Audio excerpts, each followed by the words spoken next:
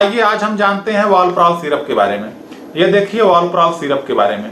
साथियों, वालप्रॉल सिरप की बात चली है तो आप सबसे पहले ये जान लीजिए कि वालप्रॉल सिरप आखिर पिलाते क्यों है, किस लिए आता है।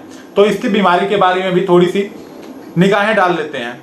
ये अक्सर करके मिर्गी में चलता है। साथियों, जो मिर्गी होता है यानी कि जो किसी बच्चे को दौरे पड़ते हैं, कई बार मिर्गी आती है, बच्चा अचानक से खेलते खेलते गिर जाता है, मुंह से झाग आने लगते हैं और बच्चा हाथ पैर टाइट कर लेता है, लगता है जैसे उसकी शरीर अकड़ गई है। उस टाइम आप वालप्रॉल सिरप को यूज करेंगे। साथियों, वालप्रॉल सिरप जो है कि 200 mg का आता है, यानी कि 200 mg पर 5 ml के हिसाब से ये मिला हुआ है। तो मित्रों, वालप्रॉल सिरप जो है कि एपिलेप्सी में ही यूज करते हैं। सबसे पहले तो मैं आपको बता दूं कि मिर्गी भी दो तरह की होती है। साथियों, जो एपिलेप्सी होती है ये भी दो तरह की होती है, यानी 2 टाइप्स ऑफ एपिलेप्सी। इसमें जो है कि पहले प्रकार की सामान्यकृत मिर्गी होती है, यानी दौरा पड़ता है, जो कि जनरलाइज सीजर बोलते हैं। मित्रों, जनरलाइज सीजर बोलते हैं। और दूसरे प्रकार का होता है जिसे फोकल बोलते हैं। मित्रों, ये जो है कि पार्शियल होता है, यानी आंशिक होता है, इसको मुंह हिलाता रहता है तो गा जाता है। फोकल या पार्शियल सीजर बोलते हैं, यानी कि ये दो प्रकार के सीजर होते हैं, जिसमें एक में जनरलाइज होता है, आदमी गिरा, उसके मुंह से झाग आने लगा और पूरी शरीर अकड़ गई। दूसरा होता है कि आदमी गिरा और उसके केवल मुंह से ही, मतलब मुंह इधर उधर होता रहता है, यानी कि मुंह से फोकल यानी पार्शियल सीजर दिखाता है, जिसमें कि मस्तिष्क का सिर्फ एक ही हिस्सा प्रभावित होता है। लेकिन साथियों, जिसमें जनरलाइज सीजर होता है, इसमें पूरा मस्तिष्क प्रभावित होता है, यानी कि पूरा जितना हमारा पूरा मस्तिष्क है, पूरा ब्रेन है, पूरा प्रभावित होता है। लेकिन फोकल में केवल एक पार्ट प्रभावित होता है, यानी कि आंशिक रूप से ही प्रभावित होता है, एक ही पार्ट प्रभावित होता है। मिर्गी का दौरा पड़ने पर व्यक्ति अचेत हो जाता है, यानी कि मिर्गी का दौरा पड़ा, व्यक्ति गिरा और अचेत हो गया।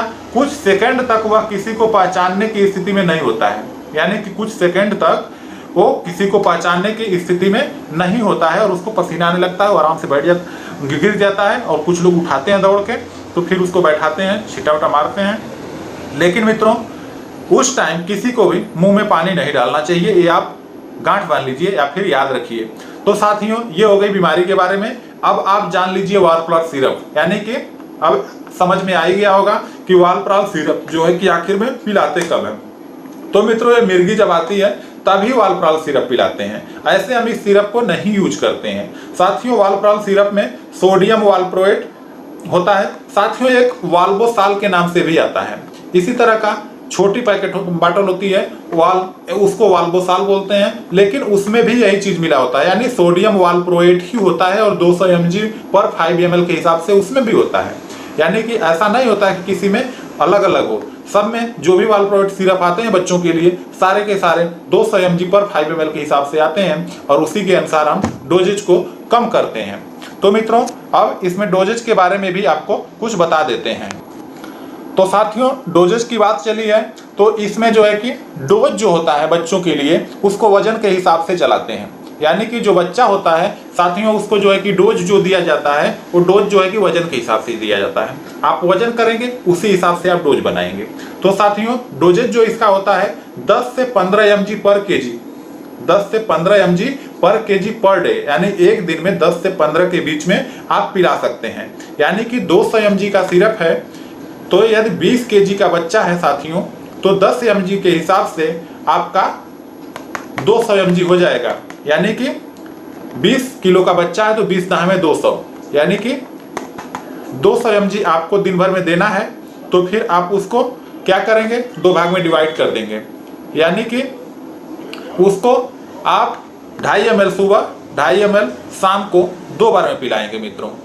लेकिन यहाँ पे 15 साथियों 10 से 15 है, 10 से 15 तो आप इसको थोड़ा बढ़ा भी सकते हैं, ऐसा नहीं है। अगर 14 kg 15 kg का बच्चा है तो उसको भी 5 ml आप आराम से पिला सकते हैं, कोई दिक्कत नहीं है। 5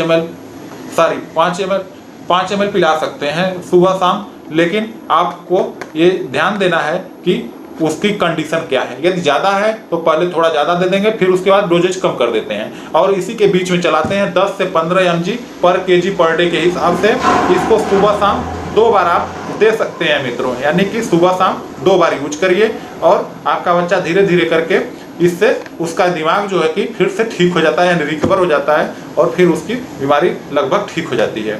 तो मित्रों, ये है वालप्रॉल सिरप और सोडियम वॉलप्रोएट के बारे में। इसके साइड इफेक्ट भी कुछ हैं साथियों। इसका जो साइड इफेक्ट होता है वो भी बहुत ही ज़्यादा है, यानी कि कम नहीं है। कुछ एपिलेप्सी जो है साथियों, इसका कारण भी जान लेते हैं कि इसका कारण क्या होता है। जो एपिलेप्सी होती है उसका कारण साथियों, जो चोट लग जाती है दिमाग पे तो भी एपिलेप्सी का कारण बन जाती है। गांठ बन गई है दिमाग में, गिल्टी बन गई है तो भी है साथियों। उसके साथ ब्रेन का ट्यूमर, जो इसे वही गांठ जो बोलते हैं, वो है अल्जाइमर्स रोग एक होता है साथियों। अल्जाइमर्स रोग में भी ऐसा होता है। और यदि तेज बुखार आ जाए, यानी कि बहुत तेज बुखार आ जा रहा है बच्चे को, तो भी कभी कभी हो जाता है। तो साथियों, कुछ आनुवांशिक भी होते हैं, कुछ लोगों में जैसे माता पिता में है तो बच्चों में आ जाते हैं। तो साथियों, जो जेनेटिकल होते हैं उसको तो ट्रीट करना बहुत मुश्किल होता है, लेकिन कम हो जाता है साथियों। ये सब चीजें हैं। और इसकी जो है कि यदि आप सिरप को पिला रहे हैं तो इसके कुछ साइड इफेक्ट भी होंगे, क्योंकि आप जानते हैं जितने भी एलोपैथिक दवाएं हैं उसका कुछ ना कुछ साइड इफेक्ट हैं। ऐसा नहीं है कि किसी का साइड इफेक्ट नहीं है। तो साथियों, साइड इफेक्ट कुछ ना कुछ होगा ही होगा। ऐसा नहीं है कि साइड इफेक्ट नहीं होगा। मिचली हो सकती है, बेचैनी हो सकती है, घबराहट हो सकती है, पेट में दर्द हो सकता है, लूज मोशन हो सकता है, ये सारी चीजें आ सकती हैं। तो आप इसके लिए घबराएं नहीं, आप इस दवा को यूज अवश्य करिए। यदि दिक्कत है तो साथियों, फिर मेरी अगली वीडियो में मुलाकात होगी। तब तक के लिए जय हिंद, धन्यवाद। लेकिन मेरी वीडियो को लाइक शेयर अवश्य कर लीजिए, उसके साथ साथ सब्सक्राइब भी कर लीजिए, ताकि मैं जो भी वीडियो बनाऊं वो आपको आसानी से मिल जाए। तो मित्रों, जय हिंद, धन्यवाद।